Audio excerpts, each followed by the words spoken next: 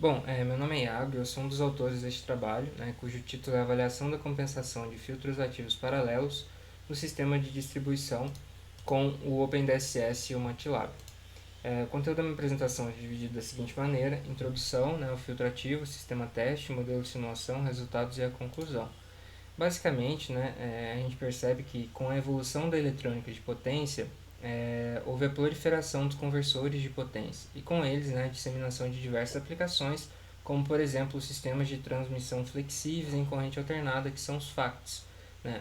Destes, né, a gente pode realizar também o acionamento de máquinas elétricas com os conversores e também controle de velocidade de motores.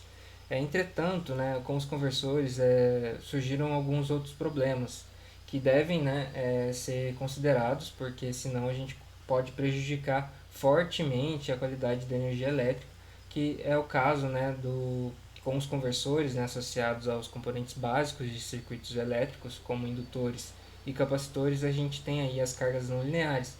E essas cargas não lineares elas produzem, né, distorções nos sinais de corrente e tensão no lado AC disponível, né, disponibilizado pela fornecedora, pela fonte do sistema. E com isso, a própria eletrônica de potência ela trouxe a possibilidade da gente corrigir esses problemas com filtros ativos de potência, podendo eles ser série ou paralelo, ou até uma mistura dos dois, que é conhecido como filtro híbrido.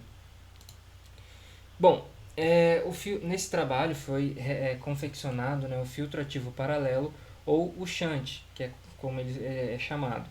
Então, na figura 1, a gente tem uma ideia geral do filtro ativo shunt, onde a gente pode perceber que a corrente gerada, né, a corrente produzida pela carga não linear, ela tem distorções, e essas distorções elas não são desejáveis para o sistema. E o que o filtro faz? O filtro ele vai identificar essa corrente, vai filtrar, né, vai realizar o reconhecimento de qual que é a parcela harmônica presente neste sinal e vai inserir em fase no ponto de acoplamento comum, né, entre a fonte e a carga não linear, fazendo com que, pela lei de Kirchhoff, né, esses sinais eles se cancelem. E aí a gente vai ter na fonte uma corrente puramente senoidal, sem harmônicos, sem distorções. É basicamente essa ideia. A figura 2 mostra essa configuração onde o filtro ativo paralelo é conectado, onde a carga não linear está conectada e a fonte, certo? Então a ideia aqui é que IL ela tem um sinal sem distorção. Além disso, o filtro ativo ele provê, né, regulação de tensão e pode ajudar na correção do fator de potência da instalação.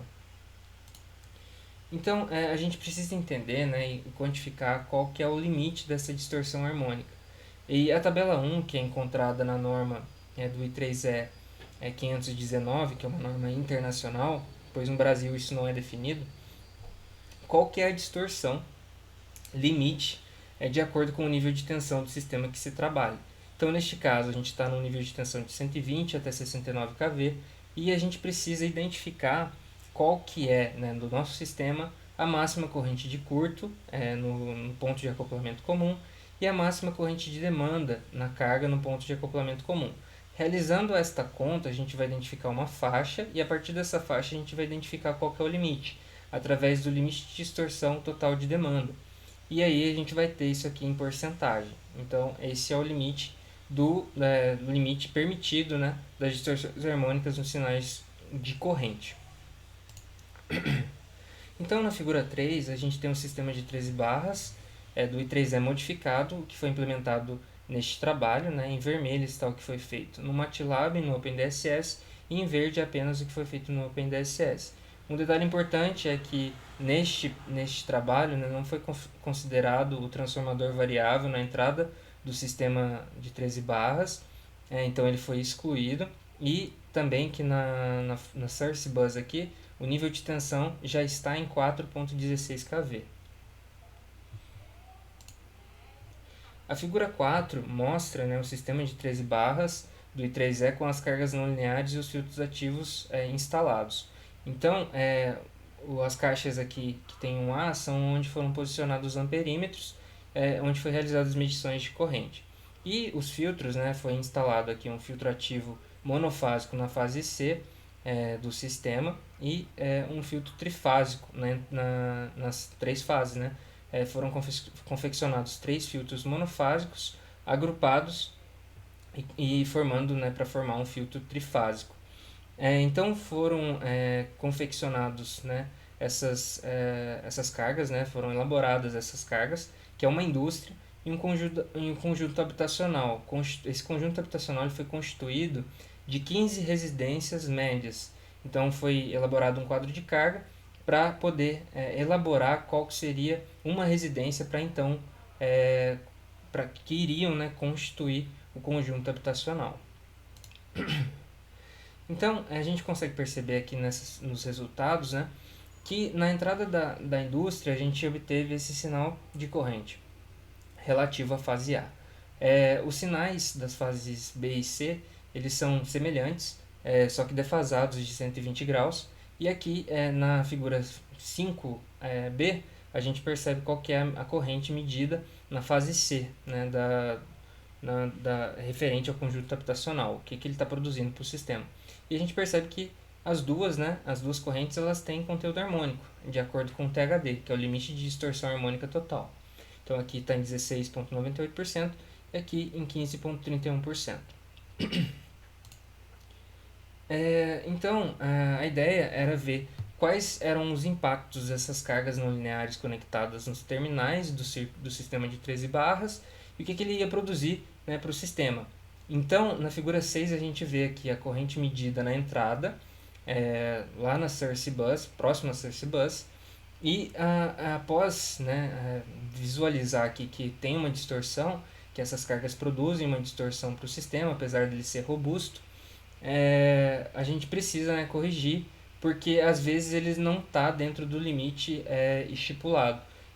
Neste caso aqui a gente percebe que tem uma distorção harmônica total de 7,36% e que a ideia é realizar a compensação disso. E isso é realizado na figura B, onde o THD cai para 0,01%. Agora os resultados obtidos no OpenDSS são semelhantes. Essa figura 7, né, é referente à carga trifásica, só que aqui o diagrama é um espectro de frequência, né, onde percebe aqui a magnitude e qual é a frequência que a gente consegue medir. Então, a gente percebe que esse espectro de corrente relativo à corrente medida na carga trifásica, ela tem harmônicos e após a inserção do filtro ativo trifásico ocorre a compensação e atenuação desses harmônicos. Na figura 8, né, a gente vê a carga monofásica, que também está distorcido, né, não está puramente senoidal, e após a compensação ocorre apenas a presença da componente fundamental de 60 Hz. Então, agora na figura 9, né, a gente consegue visualizar a compensação sistêmica, o que foi posicionado lá próximo da Source Bus. Então a gente percebe que anteriormente havia harmônicos e após a inserção dos filtros ativos, a gente conseguiu uma atenuação bem bacana do sistema, onde a gente agora tem apenas um sinal senoidal puro em 60 Hz. Então, a tabela 2 traz um comparativo da eficiência do filtro, né, em ambos os softwares de simulação, né, que foi aplicado ao sistema de 13 barras do I3E. Então, é uma comparação entre os softwares, MATLAB e OpenDSS. O indicador é o indicador de distorção harmônica total, que foi definido como igual ao de demanda total, porque a corrente máxima de demanda, né, medida no ponto de acoplamento comum, ela é constante. Então, assumindo isso, a gente pode dizer que o DHT, né, ele é igual ao limite de distorção de demanda total. E a gente fez um apanhado dos pontos de medição com filtro desacoplado, acoplado, e obtemos a magnitude das fases em porcentagem para a fase A, B e C dos dois casos, com filtro desacoplado e acoplado. Basicamente, a conclusão do trabalho é que a gente obteve êxito na compensação harmônica diante das cargas não lineares presentes no sistema que os harmônicos produzidos pelas cargas não lineares foram melhor que na aplicação desenvolvida em MATLAB do que no OpenDSS, e que as distorções harmônicas calculadas após a compensação atingiram as faixas inferiores ao limite estipulado pela norma do I3E 519. Muito obrigado. Obrigado a todos.